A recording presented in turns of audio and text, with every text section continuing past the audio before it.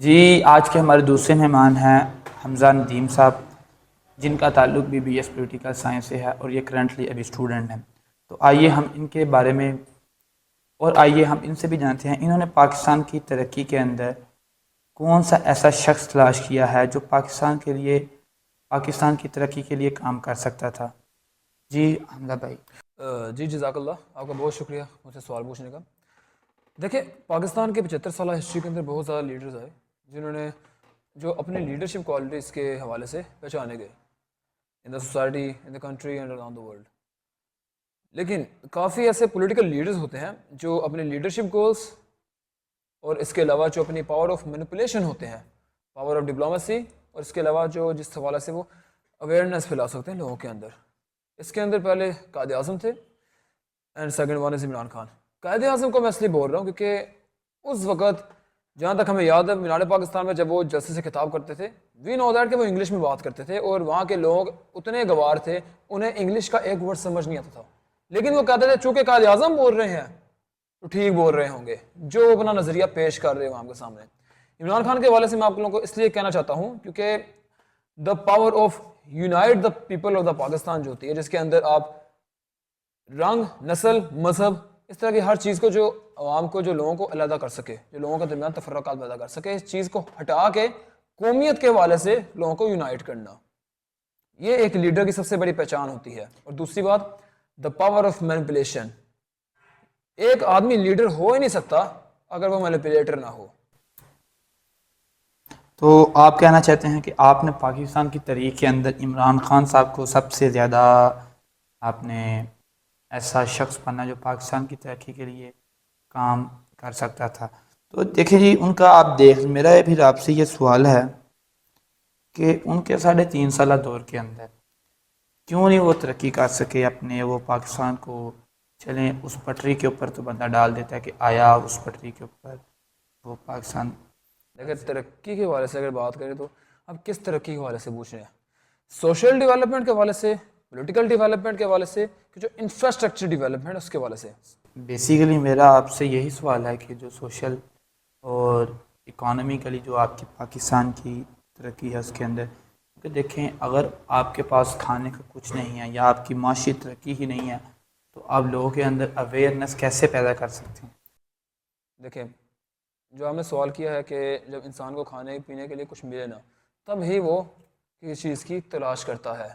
جب انسان اندھیرے کے اندر ڈوبا ہوا ہو تو وہ ایک اجالے کی تلاش کرتا ہے۔ جب انسان خشک سالی سے تنگ آ جائے، جب انسان خشک زمین کے اندر ہو تو وہ ہریالی ڈھونڈنے کی کوشش کرتا ہے، جس طرح پرندے کی مثال لے لیں۔ اب اسی طریقے سے میں عوام کو اس لیے میں کمپیئر کر رہا ہوں کہ 75 سالہ پاکستان کی تاریخ کے اندر اتنا شعور لوگوں کو نہیں آیا تھا۔ اگر ہم پولیٹیکلی بات کریں، سوشل ڈیولپمنٹ کا میں نے اس لیے آپ کو سامنے ذکر کیا ہے کیونکہ اس وقت پاکستان کے اندر جتنی پولیٹیکل اویئرنیس عوام کو آ گئی ہے، جھوگیوں میں بیٹھنے سے لے کے جو حکومتی ایوانوں تک بندہ بیٹھا ہے، ان کے اگر ہم آئی کیوز کو بلائیں تو آئی تھنک سو بس 19-20 کا فرق ہوگا، کیونکہ جب سے عوام کے اندر اویئرنیس آئی ہے، اور اویئرنیس کون پیدا کرتا ہے؟ ایک رہنما پیدا کرتا ہے، ایک لیڈر پیدا کرتا ہے جو کہ اس کی پروان آگے چڑھاتا ہے، جس کی باغ دور آگے سے قوم چلاتی ہے یا اس کا کوئی جانشین چلاتا ہے۔ اگر ہم بات کریں انفراسٹرکچر ڈیولپمنٹ کی، دیکھیں انفراسٹرکچر ڈیولپمنٹ کے اندر اگر ہم ٹیکسٹائل ملز، اس کے علاوہ جو موبائل فون کی پروڈکشن تھی، گاڑیوں کی، موٹر سائیکلوں کی پروڈکشن تھی، یہ ڈبلڈ ہوئی تھی۔ اگر آپ کو میں پچھلے 10 سال کا ریکارڈ دکھاؤں 2008 سے لے کے 2018 تک، تو جو حالی ٹیکسٹائل ملز کی جو ایکسپورٹس تھی وہ $18 بلین تھی۔ لیکن اگر ہم 2018 سے لے کے 2022 جس کے اندر کووڈ جیسی ایک پینڈیمک بھی آئی تھی جو دنیا میں لائی گئی تھی، بہرحال اس کے اندر $32 بلین تک انکریز ہو گئی۔ اب اندازہ لگائیں 3.5 سال کے اندر حالی ٹیکسٹائل ملز کی جو ایکسپورٹس تھیں، جو پاکستان باہر کے ملک سامان دیا کرتا تھا، اینڈ وی نو دیٹ کہ پاکستان ایک ایسا تھرڈ ورلڈ کنٹری تھا، بن چکا ہے، جس کی مال کی اہمیت پاکستان کے علاوہ کسی باہر کے ملک کو ہے ہی نہیں۔ وہ اب فور ایگزامپل چاول ایک ایگزامپل ہے جو کہ سب سے مشہور ہے، جو کہ کہیں بھی ایگزسٹ نہیں کرتا، لیکن جب وہ باہر ایکسپورٹ ہونے جاتا ہے اس کے اوپر سٹیمپ کس کی لگتی ہے؟ انڈیا کی۔ بالکل ایسی بات ہے۔ پاکستان کے جو ٹیگ تھا نا، اس کا جو نام تھا وہ گندا ہو چکا تھا۔ تو جب اویئرنیس لوگوں کو آتی ہے، جس کے اندر سب سے زیادہ کردار ایک لیڈر کا ہوتا ہے، دوسرے نمبر میں جو حکومت کا جو فورتھ پلر ہوتا ہے، اس کی ایک برانچ جسے سوشل میڈیا بولتے ہیں، اس کا بہت بڑا کردار ہوتا ہے سوشل ڈیولپمنٹ کے لیے. تو آپ سمجھتے ہیں کہ اگر عمران خان صاحب کو ایک موقع اور ملا تو وہ پاکستان کو ترقی کی راہ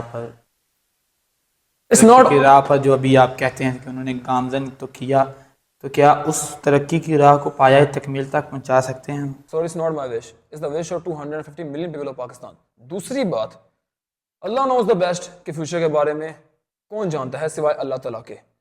اور دوسری بات کہ ہمسانوں کی خواہش عمران خان آئے، میں بھی اس کے آنے سے پہلے چند چیزیں کرنا پڑیں گی. تمام پولیٹیکل پارٹیز کو ایک بینچ میں بیٹھنا پڑے گا، جو ان کے درمیان اپس اینڈ ڈاؤنز ہوئے ہیں ان کو سیٹ کرنا پڑے گا. پولیٹیکل انسٹیبلٹی سے اسٹیبلٹی آئے گی، اس کے بعد ہی جو ہماری اکنامک انسٹیبلٹی ہے وہ حل ہو سکے گی. اور جب اکنامک انسٹیبلٹی حل ہوگی تو سوشل انسٹیبلٹی وہ آٹومیٹک ہی ٹھیک ہو جائے گی. آپ کہہ رہے ہیں عمران خان ایک گڈ مینوپولیٹر ہے، ہٹلر بھی ایک گڈ مینوپولیٹر تھا، لیکن اب جو اس نے سوچا تھا، جو اس کا ویژن تھا، وہ صرف مینوپولیشن کے ذریعے اس کو پایہ تکمیل تک نہیں پہنچا سکا.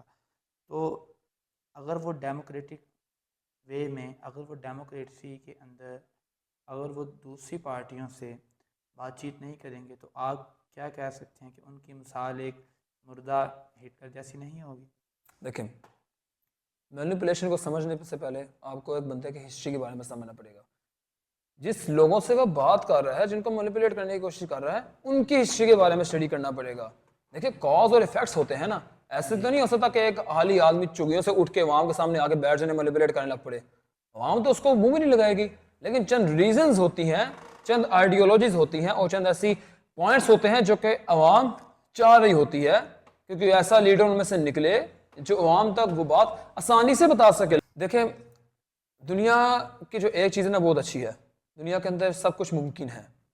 اور دوسری بات، آئی تھنک سو کہ جتنے مرضی پاکستان کے برے حالات ہوں، پاکستان تحریک انصاف کو یہ موقع کبھی گنوانا نہیں چاہیے. اسے بھی چاہیے کہ 2 قدم پیچھے ہٹ جائے اپنے مطالبات سے.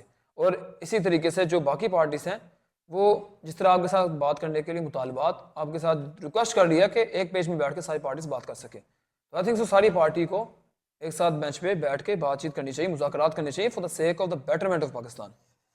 جی دیکھیں جی، جس طرح حمزہ بھائی نے کہہ دیا ہے، democracy is the best revenge and democracy is the best policy for every one. تو آپ نے ان کے خیالات جانے کہ یہ کس طرح یہی سیاست حسن کا ہے کہ ایک اسٹوڈنٹ نے آبزرو کیا کہ نواز شریف صاحب ہیں اور دوسرے نے آبزرو کیا کہ عمران خان صاحب ہیں. تو میں امید کرتا ہوں کہ آپ کو یہ پسند آیا ہوگا، اور مجھے دی گئی اگلی ایپیسوڈ تک کے لیے اجازت. اللہ حافظ.